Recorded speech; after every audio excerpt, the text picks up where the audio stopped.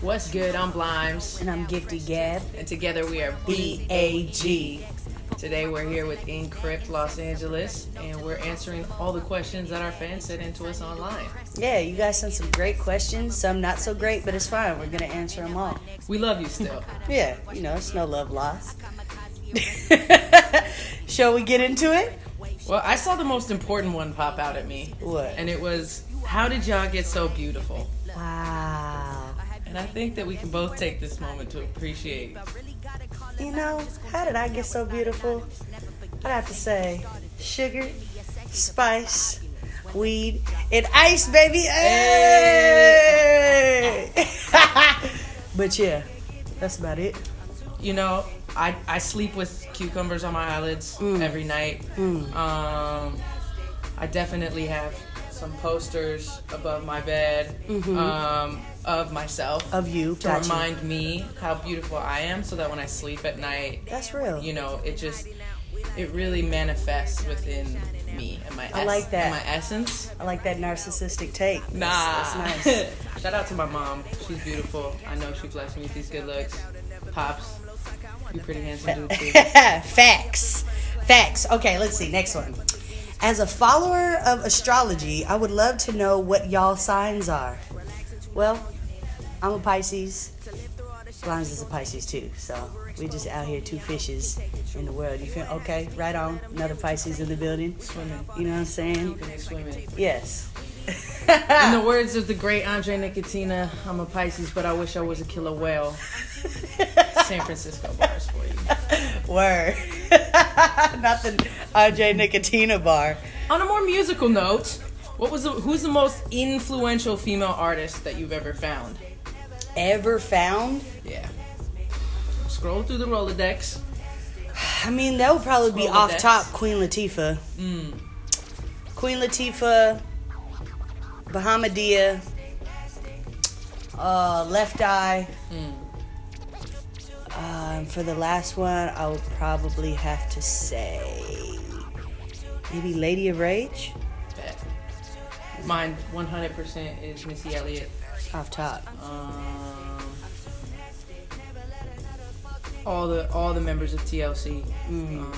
I can clearly remember being 6 years old in the first grade and like actively memorizing every single word of Waterfalls. Word. Like, I gotta get this. I gotta get it right. I remember my teacher went out of the classroom and me and like four of my best homegirls all stood on the desks and performed Waterfalls for our class. Lit. And our Wait, class who was was like, you? Hey, I was definitely Left Eye. Okay, cool. Yeah. I was about to say, which one was you? Yep. What else you got? Let me see. Phone lock, open. Okay, who is the one person that never gave up on you? Damn, that's a deep question. Yo. Man. Well, I would have to say myself. I never gave up on myself, you feel me? So all you got is you. No, I'm playing. I'll probably have to say my big brother. Shouts out to my older brother, Clayton. Yeah, big bro. What about you? I was gonna say Gab. I was about to say Gab, but Blimes. She almost gave up on me on the way here. We were stuck in traffic. She was like, "Peace, I'm out. Fuck this LA shit." Almost took one of them little was it? Little lime scooters. Little scooter. I'm fucking out of here. You know, Lyft got them now. Never mind. What? This product. Yeah, it doesn't have anything to do We with can't it. have this conversation. They're not paying us. We gotta get some dough for that. Okay, how did y'all meet? Well, you want to tell the story? The whole story? Nah, just like sum it up. The abridged version? Yeah. Alright, the abridged version, if we're keeping it hella abridged, the abridged version is, we met on Facebook. I was in Seattle for one day. I hit up Gabby. She was the mayor of the city. She took me all over the city. Everybody knew exactly who the fuck she was. Everybody was showing mad love. I was like, damn, this girl's hella tight. Everybody knows who she is. She's respected. I appreciate that. We went out to a party. She was like, oh, here's my man Macklemore. He was like, what up, Gabby? I was like, damn, she really is the mayor of the city. After that, we continued to party. We left the club at 2 a.m. There was a street brawl in the middle of the street. 40 motherfuckers were fighting. We were amped. We were watching. We were hyped. We left. Gabby got mad phone calls like, you see that? Blah, blah, blah was in there. Who was in there? What? Anyways, we got in the car. We left to go to a party. When we're driving out of Capitol Hill, somebody, some drunk-ass bitch, kicks the side of the vehicle that we're in. I was sipping, Gab was smoking. Before she even turned around, I was out of the car chasing this girl down the street. I caught up to her. Don't know. Oh, too early. Sorry. Don't know if y'all are ready for this, but go. she was on her boyfriend's shoulders, and I bitch slapped her. Which Yeah. was a very terrible choice, because once she good. got down off of her boyfriend's shoulders, I then saw that she was much taller than me. So me and her are going at it. We're scrapping. I had no thought in my mind, no consideration of where the rest of the gang was. But she had got me by my bun in a headlock. She was getting me pretty good. And out of nowhere, the grace of Goddess Gabby, the mayor of the city, had my back the first day we ever met in person. So we got her pretty good, the two of us together. She jumped in. Homegirl's boyfriend tried to jump in, and as he's in mid-punch, somebody from out of the crowd that had formed around us on the street yells, "Not Gabby!" Dinks him, knocks him out, and we got our shit and got out of there. The rest is history. I want to add that we didn't jump the girl. We don't do the jumpings. It was a fair fight. I mean, it was fair in the terms that we didn't jump her. She was doing some unsavory moves I didn't care for. So I had to take on the responsibility. You know, at one point I'm socking her up against the car. I look in the car and there's people in the car, like they were actively trying to leave the scene, but They're in the car. they were in the car, like On the car. Mind you, she also had a choice. I slapped her. She could have been like, this is too what much are you for doing? me. Stop it. But nope. She was ready. Yeah. Irish fighting fists up.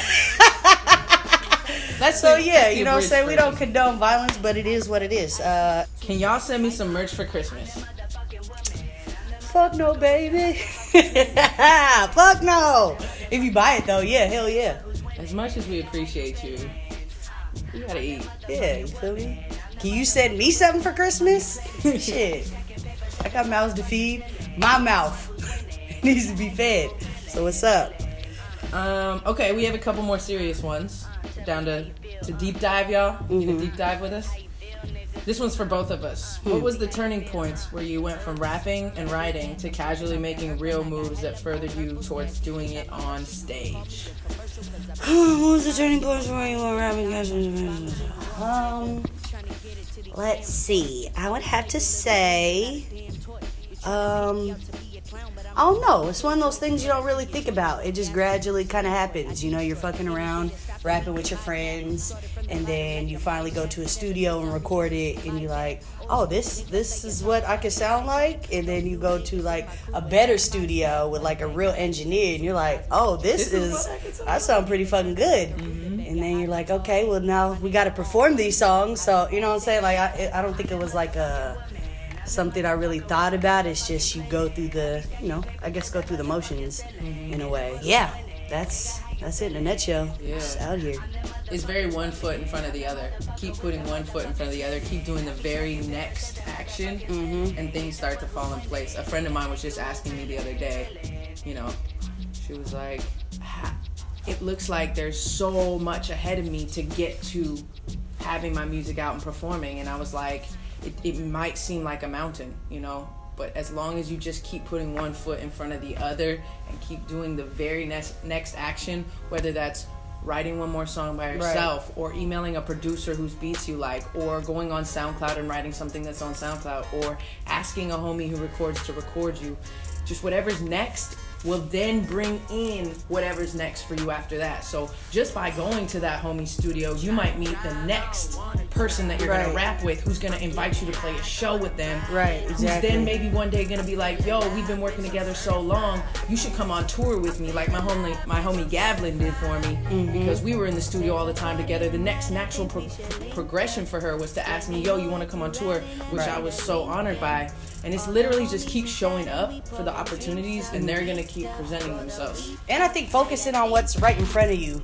I think if you're asking that question, then that means that you need to focus on what you're doing right now. I don't think figuring out your stage plot and all that is gonna help when you don't know your flow yet. So figure out what's in front of you, tackle what's in front of you, learn the skills, and then worry about that other stuff. But I think thinking too far ahead is gonna throw you off. Definitely. Something I've learned to do well is only plan for the next thing when the thing in front of you is close to completion.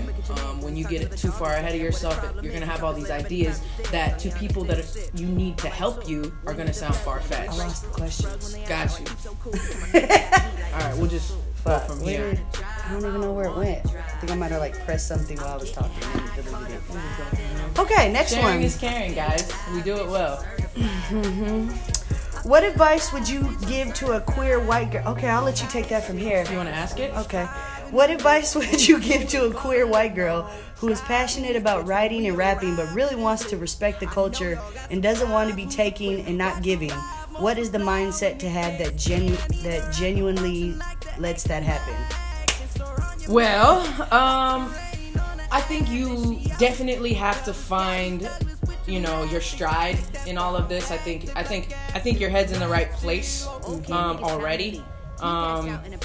For me, I would say what has created the most genuine connections in hip-hop and the most genuine friendships and the most genuine interest in my music throughout any racial lines has just been being myself.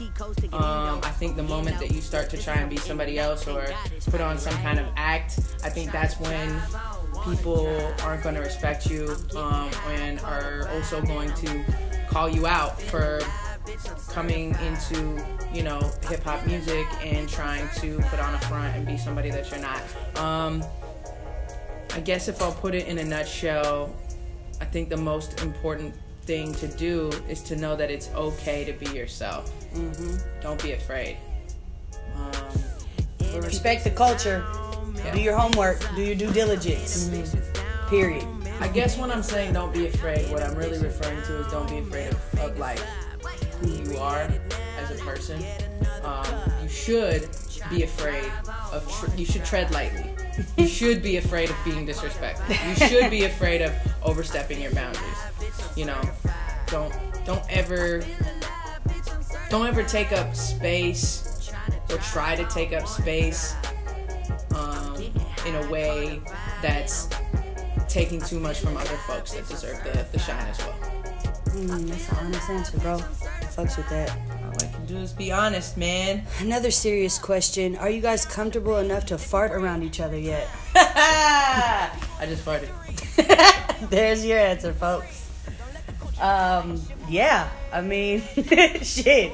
We do shows together. We make music together. We tour together. The last thing I'm worried about is farting in front of her. Like, God, life would be stressful. That would be hella stressful. Like, if I had to be like, excuse me, I gotta step outside and make a call real quick just to fart. Like, you gotta be fucked up. Keep them cleansed, I'm farting, homie. Keep them cleansed. Nah, I'm farting. All right, big fart energy. Look at us. Get off. All right, you want to ask the next one? Yeah. Well, shit. That brings us right to our next question. I know. What do you love or hate about being a duo? I feel like I'm a Siamese twin now. I can't piss without this girl. I can't get numbers without this girl. I can't. No, I'm playing. You get numbers. You get numbers because of me. No, I'm just playing. I be passing the numbers to her. That's you know true, what I'm saying? actually. I appreciate all the ladies in my inbox trying to see what's up with me. I'm not off that. So if you don't mind, I'm going to just pass you to Blimes. You know I'm getting the pass? Not like that. They but was I mean, coming like, for you, son. I don't need it. Uh-huh. I'm not finna do it. But Blimes, you know what I'm saying? But fellas, what's good? You know what I'm saying? Yes. You pass me the fellas, I'll pass you the girls. Sure. But you can keep the fellas that you like. I mean, I don't want to. Depends on the day, you know? It really depends on the day. Well, that's neither here nor there, nor is that even the point of the question. Well, actually, what a great transition into this one. What? Oh. You want me to read it? Yeah. Okay. The people are dying to know. They have to put us in boxes. They want to know more about our sexual orientation. Dun, dun, dun, dun. There's an enormous amount of sexuality that you both possess equally. I'm literally sitting here in Tims and fucking overalls. Giddy. But very sexy for sure. There are an enormous amount of sexuality that you both possess equally, yet you both have different sexual orientations. For me, your differences are what makes your partnership so beautiful. Aww. You are both strong women, sisters even, who are making amazing hip-hop. But it's like you're breaking all the rules. In my world, it shouldn't work. Gay white girl and black straight girl. Nice. Love that honesty. I love that, and as a gay girl, it's great to feel represented. But do you feel aware of each other's differences, and does this impact your art at all? Yeah, very aware that she's a gay white girl. Very aware that she's a straight black woman. Yeah, so we got that out the way. No, it doesn't affect anything because who she chooses to fuck has nothing to do with me. Like, the furthest to do with me. So, got you.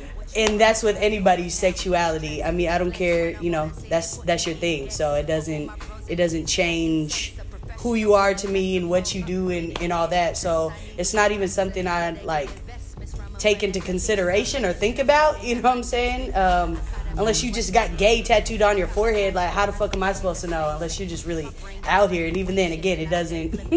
It don't really fucking matter to me, but it doesn't affect the way we work. It doesn't affect the music. You know, when we met, even after that whole crazy shenanigans of how we met, we still didn't record any music together for like maybe like a year after that. The first song we ever put out together was Come Correct. So that kind of like speaks to, you know, our friendship and how we connected, that, you know, we both knew we did music and we both respected each other's crafts, but we weren't like thirsting to, you know, do a track with each other. I fucked with her, she fucked with me, and then it came naturally. Yeah, it was exactly. a friendship. We built a friendship.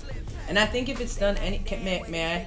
Oh yeah, interject? Shoot. I think if it's done anything for our process or our music or our artistic abilities, I think what it's done is enhanced our abilities because we're different. Not only do we have different perspectives, different experiences, different personalities that we bring to the music that we make, but also to the fan base that we've created.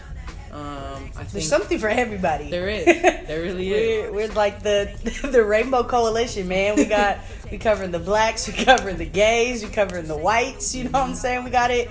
You can't not love us. You can't not find something in one of us that you see in yourself. B.A.G, baby. Yeah, you feel me? Great questions, you guys. We really appreciate you. Sam LaChow asks, so when you gonna finish this collab?